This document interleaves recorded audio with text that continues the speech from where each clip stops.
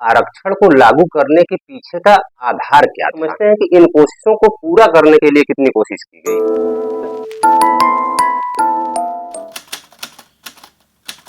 आखिर आरक्षण कब तक?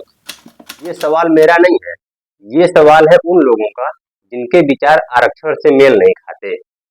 इसके अलावा भी कुछ सवाल है, जैसे कि आजादी के बाद जब आरक्षण लागू किया गया तो उसे 10 वर्ष की सीमा के लिए लागू किया गया, लेकिन हर 10 वर्ष पर इसे एक्सटेंड कर दिया जाता है। तो आखिर ये 10 वर्ष में एक्सटेंड करने का सिलसिला कब तक जारी रहेगा? और कुछ लोग ये सवाल उठाते हैं कि जैसे ओबीसी में क्रीमी लेयर का कॉन्सेप्ट काम करता है। क्रीमी लेयर यानी जो आर्थिक क्राइटेरिया लगाया गया है कि जिन माता पिता का इनकम 8 लाख से अधिक रहेगा उनके बच्चों को आरक्षण नहीं मिलेगी।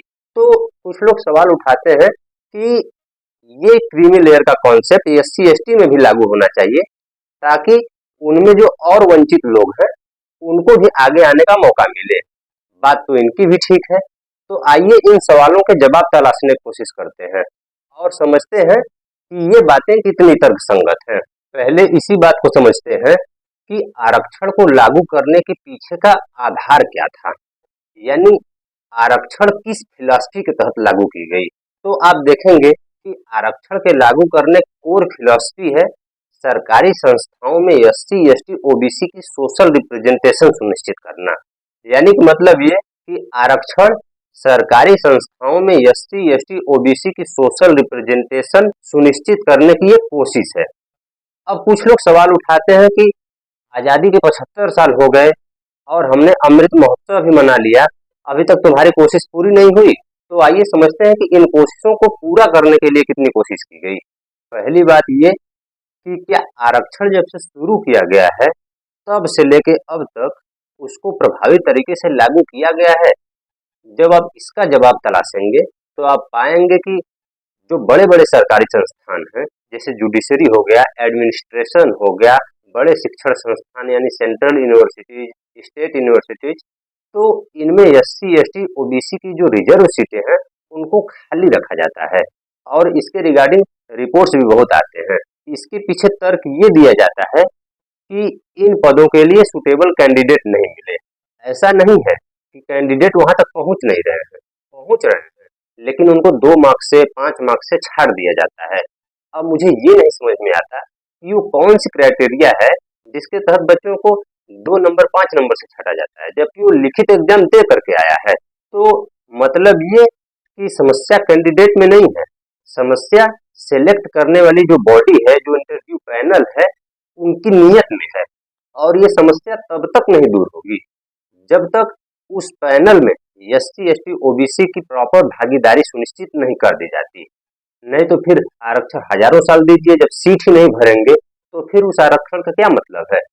अब दूसरा सवाल है एससी एसटी में क्रीमी लेयर का कॉन्सेप्ट लाने का, यानी एससी एसटी में भी आर्थिक क्राइटेरिया लगाने का। अच्छा, आपने कई बार सुना होगा आर्थिक आधार पर आरक्षण देने की बात होती रहती है। अब इसको समझते हैं कि आर्थिक आधार पर आरक्षण देने का मतलब क्या हुआ। अब इस बात को समझे कि जैसे ओबीसी में क्रीमी लेयर का कॉन्सेप्ट लागू है तो उसमें आर्थिक आधार पर तो आरक्षण दिया ही जा रहा है। दूसरा ईडब्ल्यूएस हुआ, ईडब्ल्यूएस में भी आर्थिक क्राइटेरिया लगाया गया है, यानी उसमें भी 8 लाख का क्राइटेरिया है। अब तीसरा बचा एससी एसटी, यानी एससी एसटी में ये आर्थिक क्राइटेरिया नहीं लगाया गया है। तो बारीकी से अगर इस चीज को समझे तो मतलब ये हुआ कि जब आर्थिक आधार पर आरक्षण देने की बात हो रही है तो इसका सीधा इशारा एससी एसटी की तरफ होता है, क्योंकि ईडब्ल्यूएस ओबीसी में तो आर्थिक आधार पहले ही से लागू है।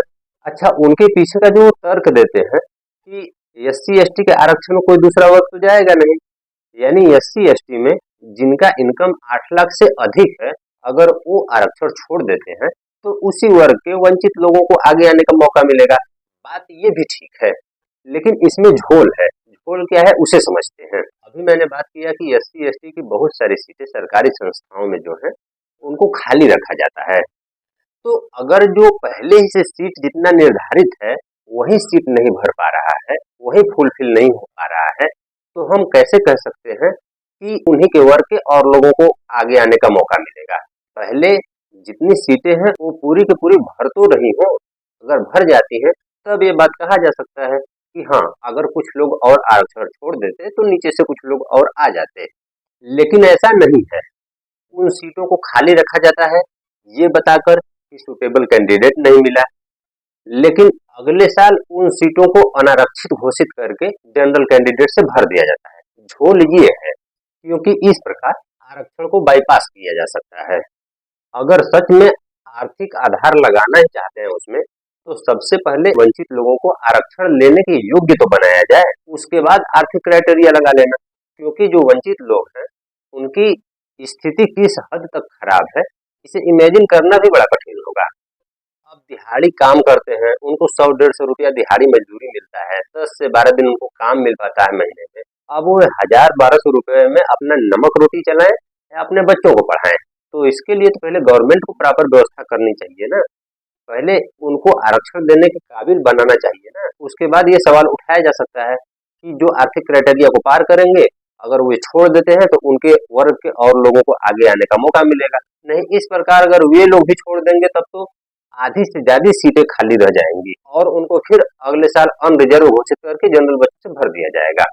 तो फिर आरक्षण का क्या मतलब निकलेगा। अब मैं आप लोगों को एक दिलचस्प बात बताता हूँ। अंग्रेजों ने भारतीय समाज को तोड़ने की 3 बेहतरीन नीति खेली। पहली ये कि पार्लियामेंटो सुधार के तहत 1909 में मुस्लिम समुदाय के लिए सेपरेट इलेक्टोरेट का व्यवस्था किया, और आप देखेंगे कि यही व्यवस्था समाज को भारी मात्रा में बांटने में कामयाब रहा और इसकी कीमत हमें देश का बंटवारा करके चुकाना पड़ा। और दूसरा दांव खेला उन्होंने 1919 के आसपास, जब मॉन्टेग्यू चेम्सफोर्ड सुधार आया, उसमें सिख कम्युनिटी के लिए भी सेपरेट इलेक्टोरेट की व्यवस्था की गई। आप देखेंगे कि जो खालिस्तानी मूवमेंट है ये भले ही 70 से 80 के दशक में शुरुआत हुआ इसका, लेकिन इसकी जड़ें तलाशेंगे तो इसकी जड़ें वहां तक जाती हैं। और तीसरा दांव भी खेला गया कम्युनल अवार्ड के तहत। कम्युनल अवार्ड में दलित समुदाय को भी सेपरेट इलेक्टोरेट की व्यवस्था की गई, और इसके अग्रणी नेता डॉक्टर अंबेडकर भी थे। डॉक्टर अंबेडकर का सीधा कहना था कि हम अपने लोगों पर इतना अत्याचार नहीं सहेंगे। अपने लोगों को स्थिति बदलने के लिए अगर हमें एक अलग देश का भी निर्माण करना पड़े तो हम करेंगे, लेकिन अपने लोगों पर हम इतना अत्याचार नहीं सहेंगे। उनकी भी बात ठीक है कि कोई साथ रहने की इतनी बड़ी कीमत क्यों चुकाए, क्यों इतना अत्याचार सहे। वो तो गांधी जी किसी प्रकार लौट पोट कर अंबेडकर जी को सहमति पर लाए और उसमें से आरक्षण का जन्म हुआ। तो इन महापुरुषों के कोशिशों को महफूज रखने की हमारी साझी जिम्मेदारी है। और अंत में एक सवाल और कि आरक्षण को एक्सटेंड करने का सिलसिला कब तक जारी रहेगा। तो पहली बात तो जब उसको लागू करने का उद्देश्य है वही पूरा नहीं हुआ तो हटाने का तो सवाल ही नहीं पैदा होता है। और दूसरी बात ये कि अगर उद्देश्य पूरा हो भी गया तो उसको मेंटेन करने के लिए आरक्षण की जरूरत पड़ेगी। और ये भी बात है कि अब आरक्षण को हटा पाना लगभग असंभव है, क्योंकि अब कोई भी पॉलिटिकल पार्टी आरक्षण को हाथ लगाने की हिम्मत कभी नहीं करेगी, क्योंकि इसका सीधा कनेक्शन वोट बैंक से जुड़ा हुआ है। कोई भी पॉलिटिकल पार्टी अपने इतने बड़े वोट बैंक को कभी नहीं खोना चाहेगी। तो ऐसा नहीं है कि अब इसका सोल्यूशन नहीं है, सोल्यूशन है। सोल्यूशन ये है कि अब आरक्षण को हटाया तो नहीं जा सकता, लेकिन इसमें एक स्टेप और आगे बढ़ा जा सकता है, ताकि सरकारी संस्थाओं में एससी, एसटी, ओबीसी और जनरल इन सभी वर्गों की प्रॉपर प्रतिनिधित्व सुनिश्चित हो सके।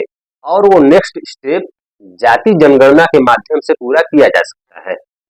अगर जातिगत जनगणना होती है तो देश में कौन से वर्ग का कितना पॉपुलेशन है ये सही सही पता चलेगा, और जब पॉपुलेशन का सही सही पता चल जाएगा कि पॉपुलेशन का अनुपात क्या है, तो उस अनुपात में सरकारी संस्थाओं में सभी वर्गों को भागीदारी सुनिश्चित कर दी जाएगी। इस प्रकार एससी, एसटी, ओबीसी और जनरल सभी वर्गों का सरकारी संस्थाओं में प्रॉपर प्रतिनिधित्व सुनिश्चित हो पाएगा। और आने वाले 10, 20, 50 साल में होगा भी यही, क्योंकि इसके अलावा और कोई चारा नहीं है। आप मेरी बात से सहमत हैं या नहीं, कमेंट करके बता सकते हैं। अगर हैं तो अच्छी बात है, अगर नहीं तो मैं उसमें पुनर्विचार करूंगा कि क्या त्रुटियां रह गई। जय हिंद, नमस्कार।